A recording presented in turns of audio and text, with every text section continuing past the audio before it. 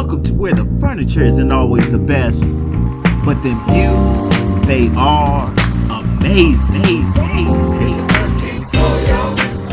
Let's go ahead, wrap you. So without summarizing the entire podcast, one of the things I want to talk on, and we'll kind of let this flow into the end of the podcast, but with the importance of like paying it forward and how he had ascended to this point in life. You know, he figured out what love is, what love means to him. He figured out, all his worldly possessions don't really mean jack. But where he is about giving. And we talk about this all the time, but I really want to drive home the importance of that and the satisfaction that we kind of get from that, especially with the conversation that we just previously had, because I think one of the things that I wanted to kind of get to before we got a little derailed was how do we pay forward what we've learned in love as men in our different relationships and our current relationships? How do we pay that forward to the next generation to continue the, I guess, to grow the seeds of that Black love and continue Black excellence? You identify, first of all, you got to identify the levels and what you're talking about, what you're trying to do. I think it goes back to I forget exactly who said it at a point in time, but who are you modeling it for and who are you trying to show it to? Like, it's different. Like, if it's my sons or my daughter, even there, it's different, right? They're all three are my kids, but it's a different pinpoint. I don't know how to say it. It's a different thing. Like, my daughter is really, for Valentine's, the other day, he said something about, like, I bought her like flowers before, something like that, but she's like, Daddy, can you buy me a bouquet of flowers? I've never got a bouquet of flowers. And I'm like, I never really did. I mean, this is something for Valentine's Day specific, but the point is that she asked it. Gina mentioned something like, well, just ask one of them little boys, like, I'll buy it for you. Don't worry about it. Yes. Yeah. Like don't even set that in your brain as that is a standard or something like that. And she was joking with it, I know, but it was like one of those things where I don't even want that seed planted. Hell no. I don't want that seed planted, but I'm like, I need to model for you. First of all, I know I've gotten you like a single flower or two here or there, but I never really thought about like, what are some of the things I'm doing, right? But my conversation with her and what I do for her and modeling for her, in my opinion, how somebody should treat her, how she should have high expectations, and if somebody not meeting those expectations, you either ask questions or peace, right? Like, don't even entertain it. But at the same time, for my boys, it's almost like modeling for, in our relationship as husband and wife, modeling for them, my role, modeling for them, like when the time I spend with them, I take it personal if I'm not. I've been home the last year, right? Almost a year now from work. So it's personal to me now every night. Like, even if they happen to go to sleep, we're doing the podcast and they go to sleep, I'm going to tell them I love you, good night. Like, that's something I made a personal decision I need to do and say it out loud to them. Like, I don't remember that. Again, not to say I don't think my dad never did that really, but I know through other things. But I made a personal thing. Like, what I do for them and how I model for them is totally different on different levels. Now, with me and Gina, that's a total different thing.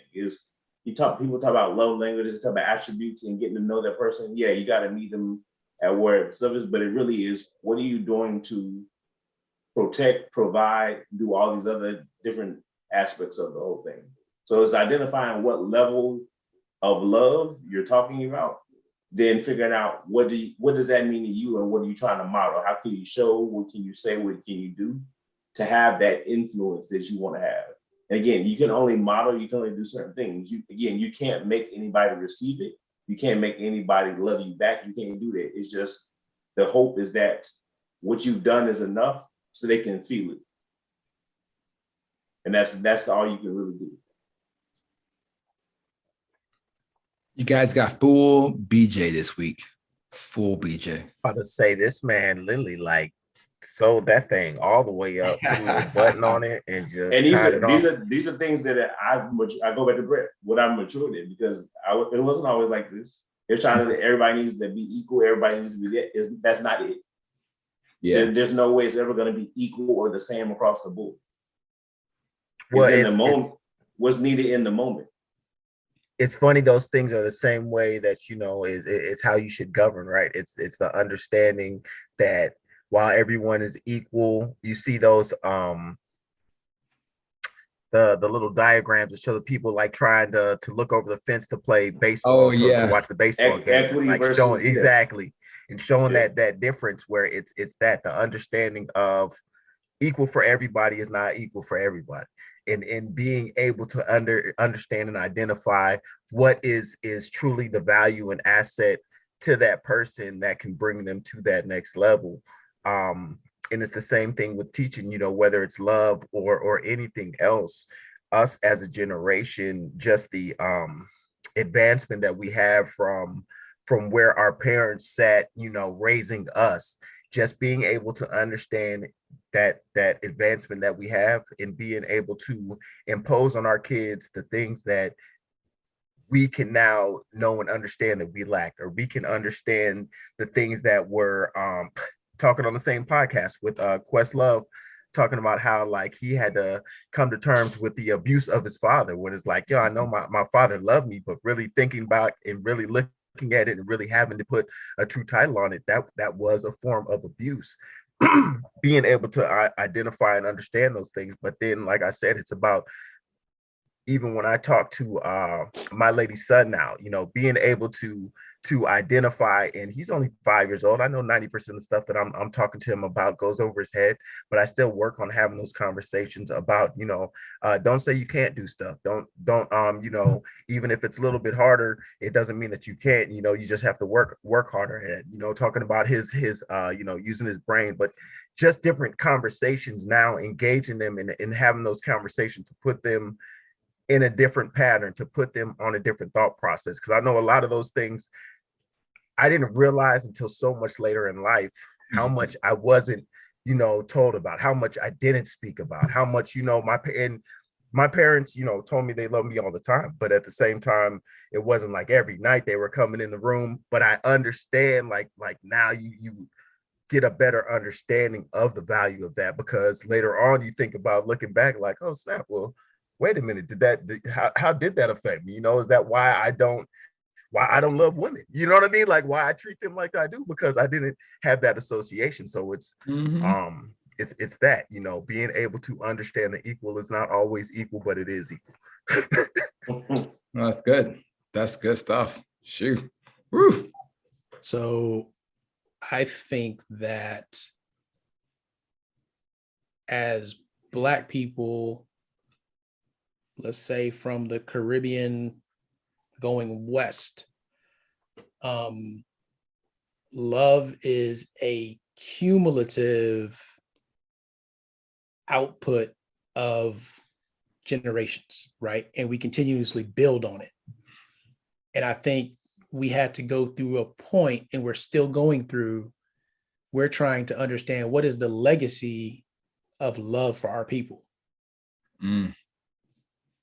Right? So what our grandparents understood as love, what our parents understood as love, and now what we understand as love, there's a progression through that.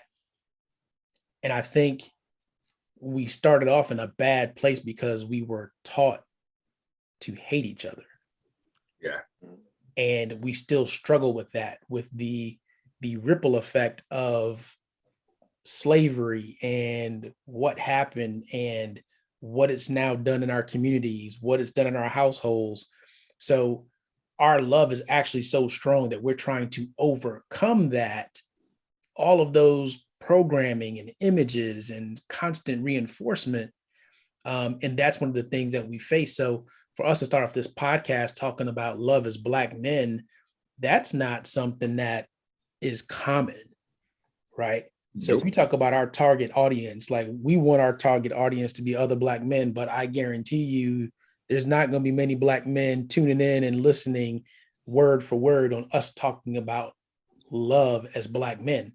right? So even that is a rarity, which it should be something that's normalized, right? So we are almost at some points teaching the unknown. We're teaching as we go from lessons that we've had, from mistakes that we've made, and through forgiving ourselves for the mistakes because we just didn't know better. Now we're teaching it to our kids with the hope that their understanding of love at their age and in their generation is going to supersede what ours was. There's different stages, and I don't know, I gotta forget the thing now. It's pretty much that stage of I know what I know, I don't know what I don't know, I don't know what I know, and I forget the fourth one off the top of my head. But it's these stages you progress through when you think about coming into reality and coming to consciousness of, and that applies to anything in life, not just thinking about love, not just thinking about where your status in life, your status at work, what you want to like, but being able to mature, because that word again, right? Mature in that process and accept yourself at every single stage, that you're not stagnant. It's not that you know, if you believe you know what you know and that's the end of it, you're doomed. You may be in that I know what I know now because this is my reality, this is what's going on. But if we never get to that I don't know what I don't know, and thinking about other possibilities, it goes back to even listening to other people's ideas that are totally different from yours. Again, there's some things we just gonna have to disagree on, and we're not gonna see eye to eye on and talk about, because if you don't see me as an equal human being, we got some things to talk about. We don't have anything to talk about, right? But if it's talking about the way we view a certain political topic, right? Mm-hmm. If I'm so closed-minded that I can't even listen to the side, I try to understand where they're coming from and say, I don't know why they think this way. Let me ask questions. Let me listen to the side. Not to say I'm listening I'm going to be persuaded to do anything or to change my opinion, but it's really to understand why people act, why people do, why people say anything that they do. Getting to know that maybe there's something I'm missing. It may not change my overall outlook, but it gives me more insight into a bigger picture. Or that person is off their rocker and I just need to understand where they're coming from. It's many different aspects to it. But if you're stagnant and you never move through those different levels, I think that's where people get stuck at. And then the rest of it's always me against the world, or me against them, us against them, me against you. And that's when people start to fall into the trap. Quick, Jim, listen to hear, not listen to make change or to make that person hear your view. Just listen to hear. That's a big deal, and it's hard to do because you automatically are rebutting anything you think is different from the words you're hearing. So you're missing out on so much more because you're already trying to answer the question or change that opinion instead of just listening to hear. It's hard. That's why your grandma used to always say, are you listening or do you hear me? That's a true statement. Oh man, I appreciate y'all for indulging me on this podcast, man, and going through all of that. I think we found some strength through some a little bit of vulnerability here. Listen, man. Yes, it is okay to show your real self. It's okay to be you, and then you all have seen my me as I am. And I was talking to somebody yesterday, a really good franchisee and a good friend of mine. And I was telling him how I was doing something.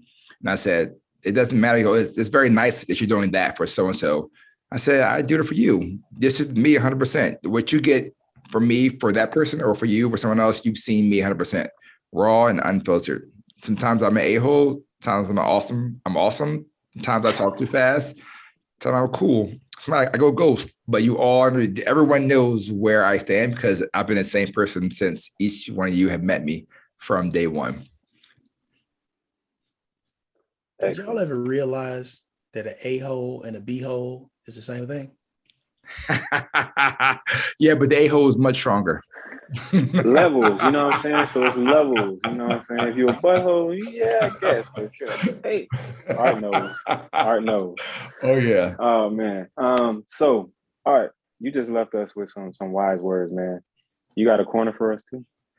Trying to think if I have a corner this week. It's, you know what? I'm just going to make a prediction this week. So you guys are, it's now. So now is Cincinnati gonna win the Super Bowl? Yes. LA is going to win a Super Bowl, but the halftime show is going to be the best halftime show behind Beyonce's, but way in front of Bruno Mars's. Beyonce show. Ooh, I didn't even think about that. That's funny. So Snoop just got ownership of Death Row right before the Super Bowl halftime show. What? Yep. He owns Death Row?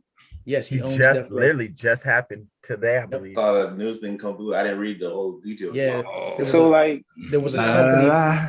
there was a group that owned the rights to it, and he bought it from them.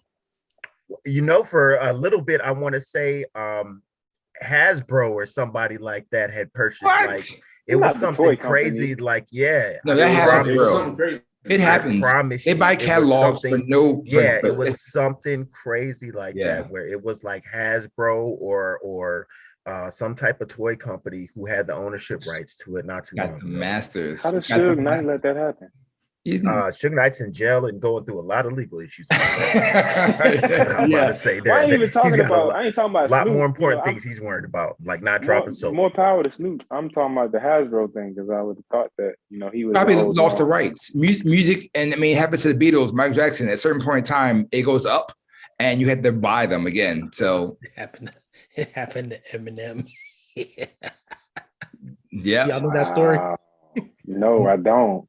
Oh man, Eminem Wait, had Eminem dissed Michael Jackson or something like that, and Michael was just like, "Oh, okay," He went and bought his whole catalog. and went and bought his whole catalog the next week. I do remember that.